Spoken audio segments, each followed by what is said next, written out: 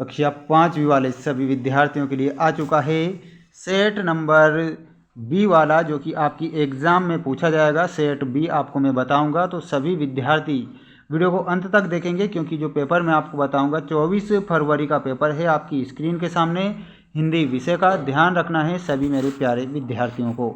बढ़ते हैं हमारे क्वेश्चन की ओर। तो कक्षा 5वीं वाले सभी मेरे प्यारे विद्यार्थियों के लिए आ चुका है एमपी बोर्ड वाले सभी विद्यार्थियों के लिए पहला प्रश्न। देख सकते हैं, सही विकल्प चुनकर लिखिए। कविता के अनुसार गांधी सागर बांध से क्या लाभ हुआ? वेरी मोस्ट प्रश्न है। कविता के अनुसार गांधी सागर बांध से क्या लाभ हुआ? तो आपको बताना है घर घर दीपक जल उठे, है ना। तो यहाँ पर आपका ऑप्शन नंबर ए वाला सही उत्तर हो जाएगा।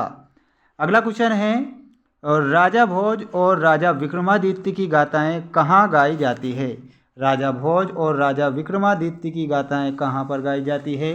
तो आपको बताना है मालवा में उनकी गाथाएं गाई जाती है।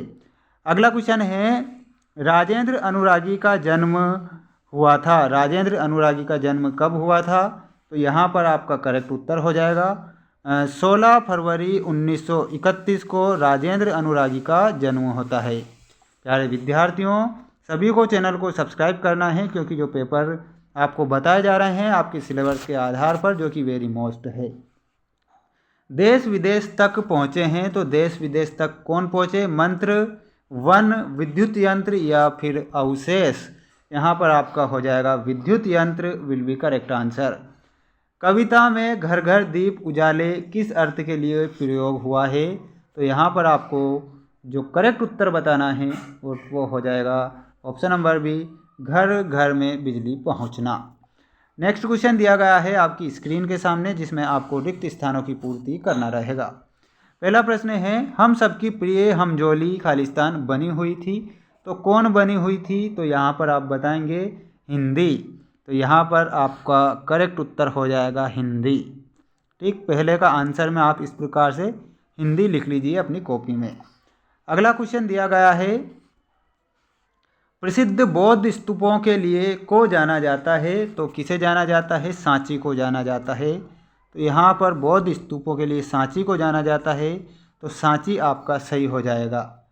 अगला क्वेश्चन दिया गया है आपकी स्क्रीन के सामने, सत्कार के समान अर्थ में हम शब्द का उपयोग कर सकते हैं। सत्कार के समान अर्थ में हम किसका उपयोग कर सकते हैं? तो हम स्वागत का उपयोग कर सकते हैं। तो यहाँ पर लिखना है स्वागत। अगला क्वेश्चन दिया गया है जिसमें पूछा गया है, पाठ के अनुसार नर्मदा का प्रतीक है, तो नर्मदा प्राचीन सभ्यता का प्रतीक है। तो यहाँ लिखेंगे प्राचीन, इस प्रकार लिखना रहेगा प्राचीन सभ्यता। प्राचीन सभ्यता आपका सही उत्तर हो जाएगा। अगला क्वेश्चन दिया गया है, और नदियों के बहने की आवाज़ आती है, तो कैसी आती है? कल कल की ध्वनि सुनाई देती है। तो यहाँ पर कल कल आपका उत्तर रहेगा। अगला क्वेश्चन दिया गया है आपकी स्क्रीन के सामने, जिसमें आपको एक शब्द या एक वाक्य में उत्तर लिखना रहेगा। पहला प्रश्न है, मध्य प्रदेश का गीत कविता में किस पर्वतमाला का उल्लेख किया गया है? तो यहाँ पर बताएंगे विंध्य पर्वतमाला। देखिए यहाँ पर आपका जो उत्तर होगा विंध्य पर्वतमाला आपका सही हो जाएगा। अगला है, और पूछा गया है, मुनि अगस्त्य का मध्य प्रदेश से संबंध स्पष्ट कीजिए। तो यहाँ पर बताएंगे, यहाँ पर मुनि अगस्त्य ने सामवेद की ऋचाएँ लिखी, सामवेद की रचना की थी, है ना। यहाँ पर लिखेंगे सामवेद। ठीक, सामवेद की इन्होंने रचना की थी।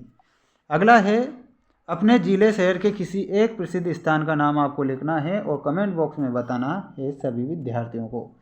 इसके बाद जो 2 नंबर वाले क्वेश्चन भी हैं आपकी स्क्रीन के सामने, तो इनका अच्छे से स्क्रीनशॉट लेंगे सभी प्यारे विद्यार्थी, इन्हें अच्छे से याद करेंगे, क्योंकि वेरी मोस्ट प्रश्न है।